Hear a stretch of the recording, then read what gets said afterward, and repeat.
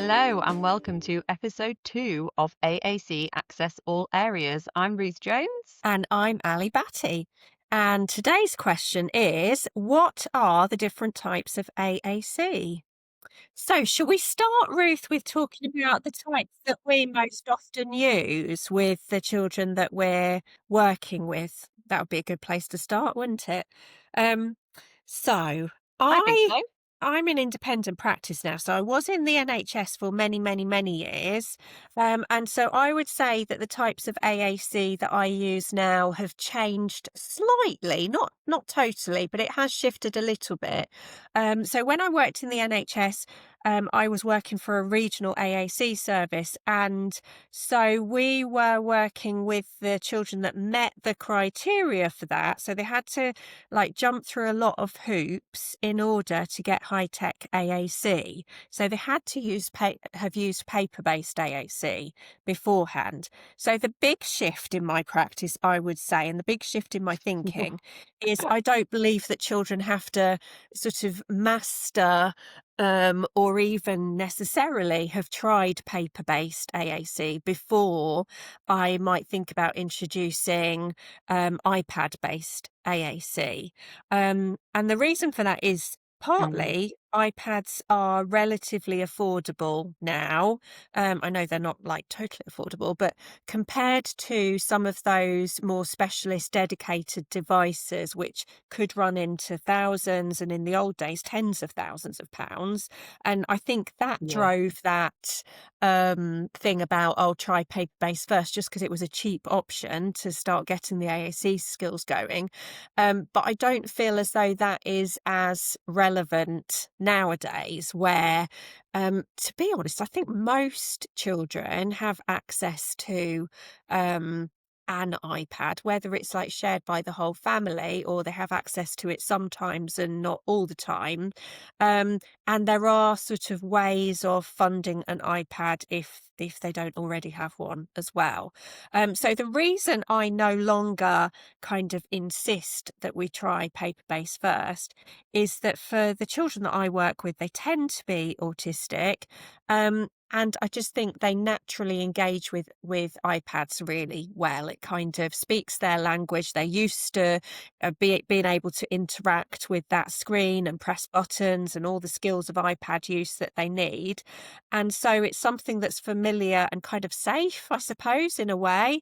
And the voice output makes sense to them as well. And there's something to be said about having voice output that they've instantly got a voice that other people can notice, where paper based, they're kind of reliant on a partner to speak those words or those phrases. So yeah, that's what I'm currently doing. I do also offer some paper based support as well. Which would take the form of a little communication book, but I'll talk more about that, I think, in the course of this conversation. But Ruth, what forms of AAC are you currently using?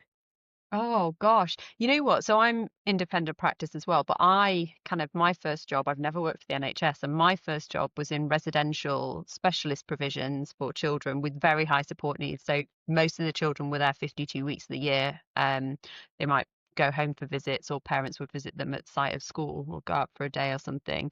And when I started at that school, they predominantly were PECs, which is the picture exchange communication system. So my first sort of work was around that. But at the time, there were a couple of kids who were using iPads, and they just kind of become a thing for AAC. And so very quickly, I think I saw the benefits to having lots of different types of language available. We Mm, still kind of set them up in almost that Pexy style, like I want and different things, because that was the training then. That was what we mm, knew in terms of supporting AAC. Um, but I would say I still kind of hold on to how important that access to language is. And so I have a mixture of paper-based and a mixture of iPad-based systems that I use. And I think, to be honest, some of that depends on the access that mm, families have to the financial privilege. So mhm, for some mhm, of my families that I work with, they fund me and my therapy and they fund the device. For other individuals that I'm working with, it might be through like a school contract. So I'm going in, working with the NHS colleagues there, working with the school team. And so they don't have iPads floating around. The school might have a few that they could mhm, trial with children. So for those children, what I'm kind of looking at much more is paper-based systems. And it might be alongside things like having a communication robust language up on the whiteboard in the classroom for certain lessons to Mm, kind of have those mm, opportunities. But they're the children who will be following through probably that NHS kind of AAC hub pathway. So we are kind of thinking about paper-based, we're thinking about evidencing what they can do, but also offering them where possible access. So for me, it's a bit of a mixture depending on mm, the kinds of children I'm working with.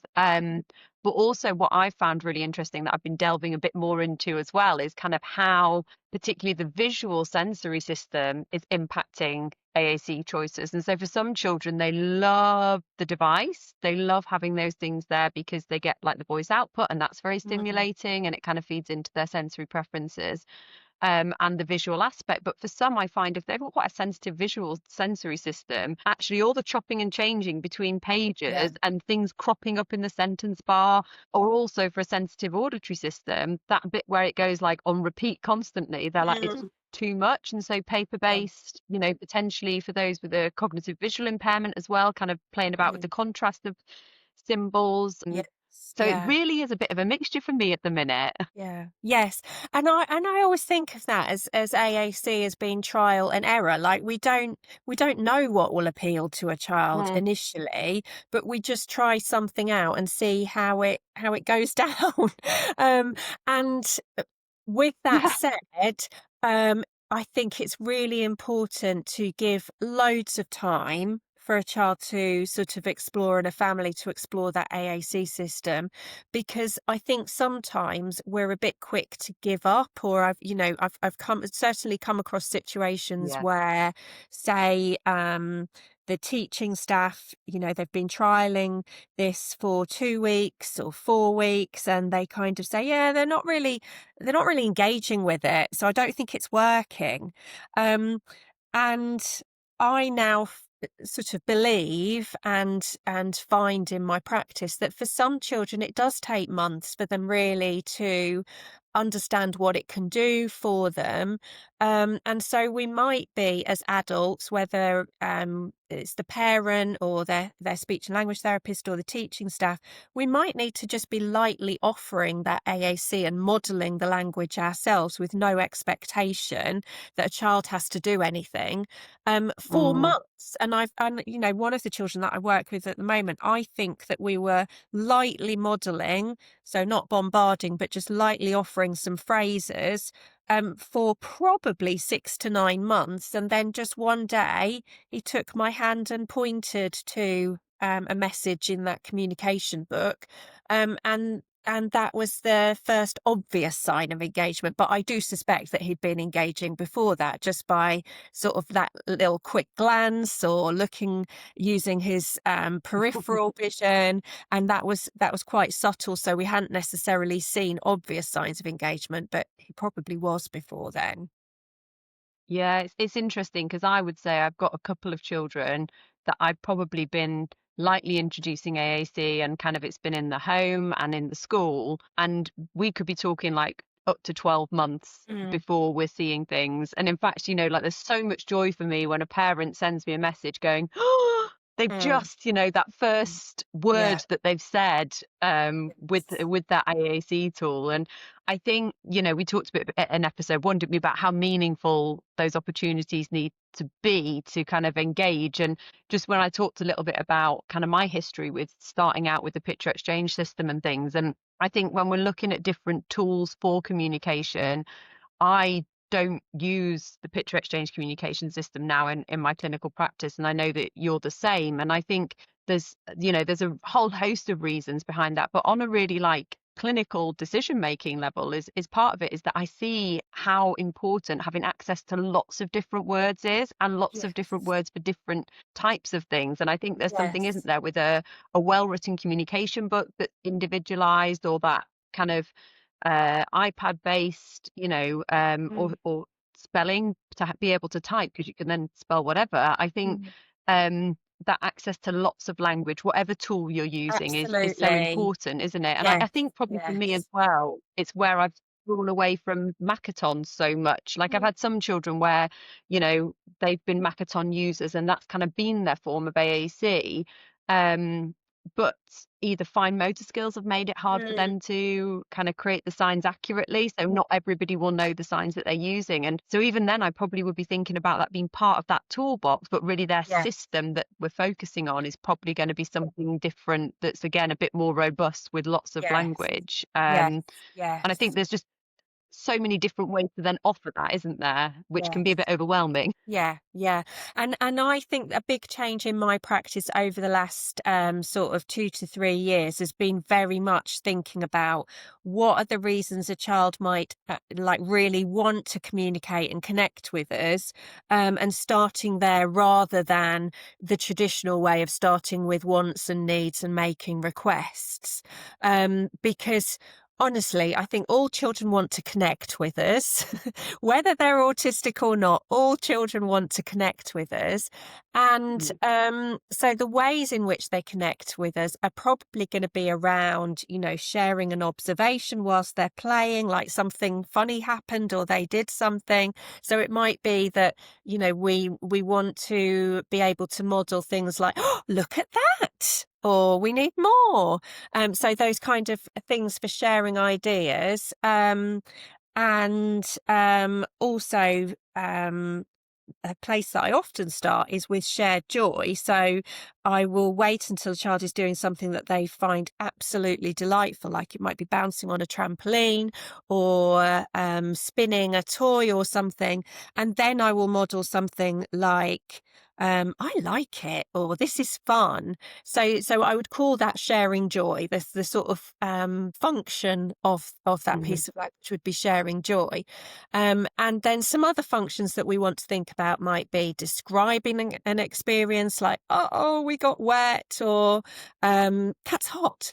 Um, Protesting is a really Yeah. important one. So I would say it's rare for me to have a session with a child and not model some protesting phrases. So whether it's something like, I'm not ready yet, or give me some space, those kind of phrases are really important, I think. And from feedback from adult AAC users, they have told us, as speech and language therapists, that we did not provide enough of those protesting phrases for them. We were so obsessed by requesting that we forgot that they also need to say things like, I don't like it, get me out of here. Um, Mm. and so going along with that might be language for managing transitions or routines, like we're finished, or I'm not done yet, and language around expressing sensory needs, like I need to move, or give me a squeeze, and then self-advocacy phrases Mm. as well. So I think that has really shifted for me, just thinking about we need to provide the language for that variety of communication intentions, Mm. getting beyond the requesting, which PECS very much Yeah. focuses on the requesting, doesn't it, over anything else? Yeah. And I think it also, where symbols are change, and what we know is that actually motor planning and motor planning challenges can be quite prevalent Mm, for a lot of AAC users. So actually keeping symbols in the same place at the same time mm, is really mm, helpful rather than having things that move around. And I think I've been working with a fab maintained special school, and we've developed a communication book that's got like a core board on the front, which is kind of yes. it's organized by the types of words, so it's semantic. So we've got pronouns and then verbs, and you kind of generally work from left to right, don't you? So as you build a sentence as you'd Mm, read it, mm, but then we've got 4 pages after it. These books they're generic to start with, but we've left spaces so people can personalize them with more mhm, meaningful things for the children. But then we've got on those 4 pages is there's a page for self-advocacy, a page mm, for like questions, sort of linked to transition often, but like mm, questions, who is it? Like, who are they? So often you get mm, visitors wandering around a school and who are they? How do I ask that? We've got a page for sharing joy, and mm, again one for like regulation, and like it's too much, it's too loud, I need to move, I can't sit down, those kinds of phrases. And then the teams can take that paper-based system and add in meaningful phrases, take them out, but it just gives that idea, because I think there's something, isn't there, about AAC can feel quite overwhelming, and what tool do you mm, use, mm, and where do you get them from, and what do they look like? So I think there's, oh, and there's that school we've got Go Talks, which are like voice, for anyone who doesn't know, voice output communication aids. So we call them a VOCA. They're really complicated, but they do have their place, I think, for some children, particularly if they don't have access to other robust language. But they wouldn't be my go-to, but they yeah, again might be part of a toolbox. And so I think there's quite a lot of things out there, aren't there? And you can get a push button that might have a single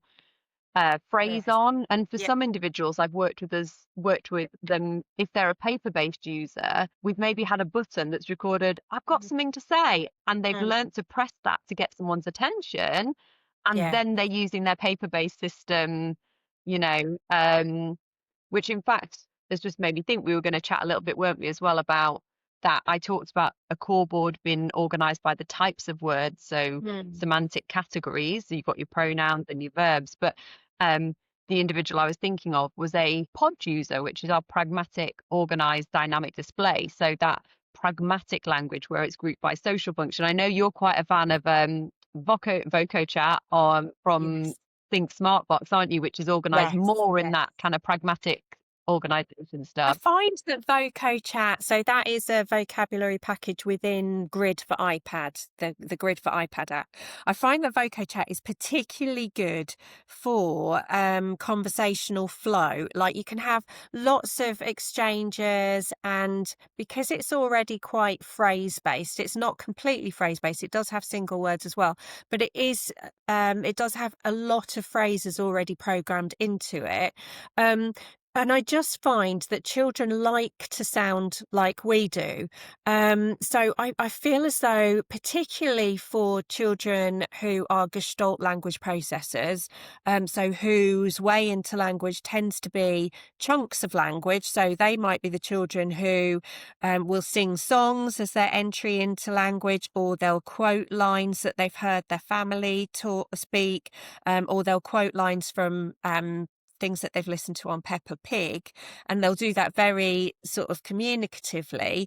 Um, I find that they really like having some whole phrases on their AAC. So rather than having all single words, like I, you, want, go, more, it seems to appeal to their way of processing to have those as phrases from the early stages. So we need more, or let's do it again. Mm. Um, and also, I do actually find as well that parents and teaching staff also engage with that better um, than they do with the single word AAC. Again, because I think it sounds more natural. We're not gonna have a whole package that is all phrase based, because we do want them to get to a stage where they can construct a phrase from scratch with single words. But in those early Mm. stages, it's really nice to offer those whole phrases, um, and to be able to sound like us, and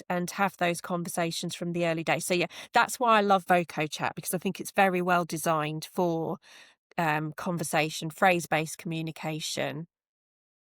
Yeah, I think the apps that I tend to use most are Grid for iPad and Grid on a computer and on a Windows tablet. And I am more a super cool fan, but I often lean into the messages section, which is single press whole phrases, because I think there is something as well about whatever type of AAC you're using is to try and make it as efficient for the user as Yes, possible. So it doesn't take yes. them 10 minutes to put together a sentence, because you've got to go into a folder and come back out of a folder, Mm, or flip mhm, through 40 pages of a book or whatever. mhm. And I think that can be quite tricky, can't it, when it comes to like what type of AAC do you use? Because Yeah. there's something about speed, and it's not that, Mhm. the amount of words we speak in a second, or in a minute, is so great that AAC will always be slower, but you Yeah. want it to be as efficient and usable for the modeling, Yes. teaching, communication partners, and for the user, don't you? And I think there's Yes. something about the single press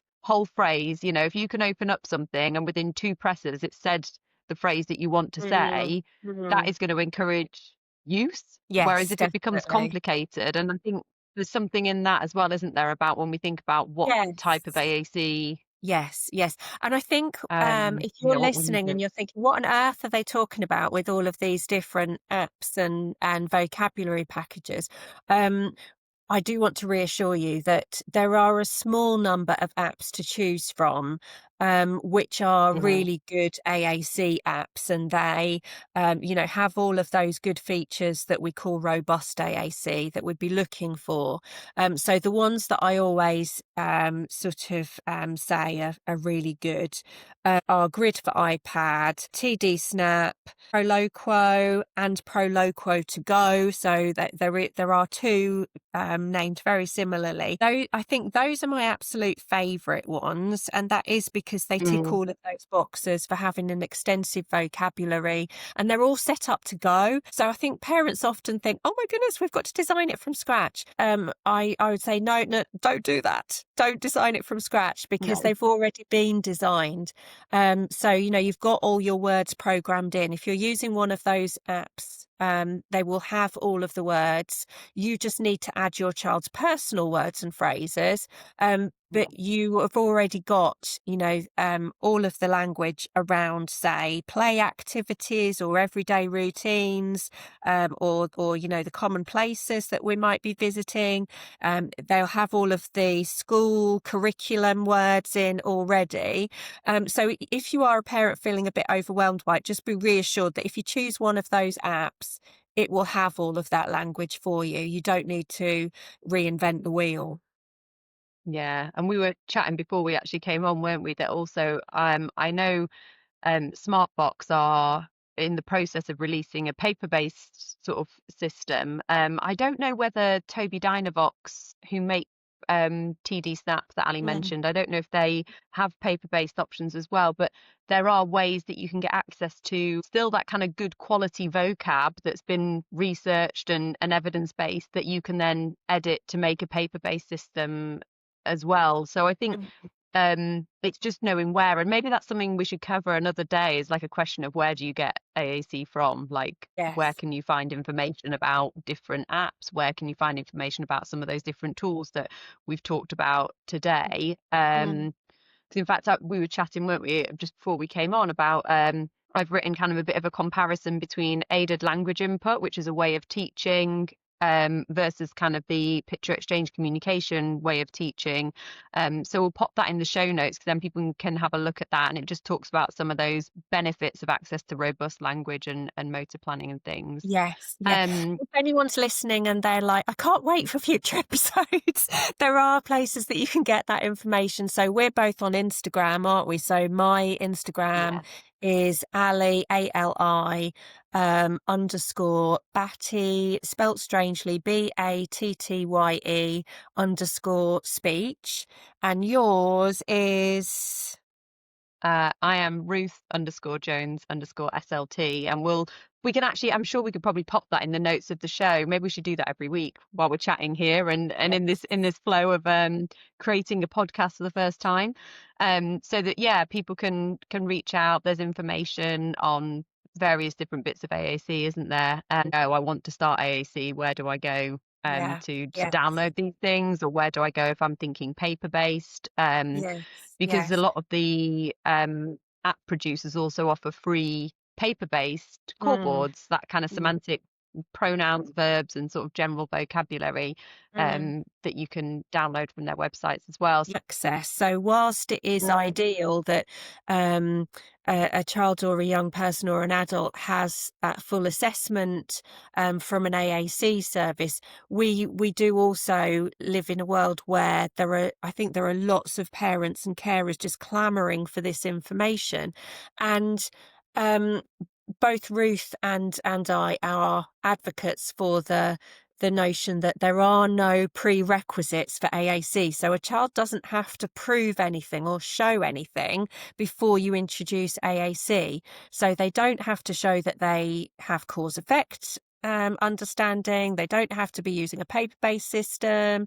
Um, you can just give it a go. You know, and if you are struggling to access AAC services for that support, we hope that this podcast will be a kind of source of support and learning for you, that you then feel empowered to maybe try out a communication book or download an app, and just get started with it. Yeah, definitely. And just to end on that really is that actually if there are people listening who have got a question specifically, let us know, because we're going to kind of have this podcast is going to center around an AAC question each time. So if you've got a question that you would like answered, please let us know, contact one of us on Instagram, and we can bring that to our planning discussions about future episodes, can't we? So thank you so much. It's been so lovely. We've done another whistle stop, haven't we? And I'm not sure we even We answered our own have. question, but it was a very lovely chat. Yeah, we're probably both quite good at going off on tangents, aren't we? But I actually think we kept a brief quite well today. I think we did well. So we look forward to you guys joining us for the next episode of AAC Access All Areas.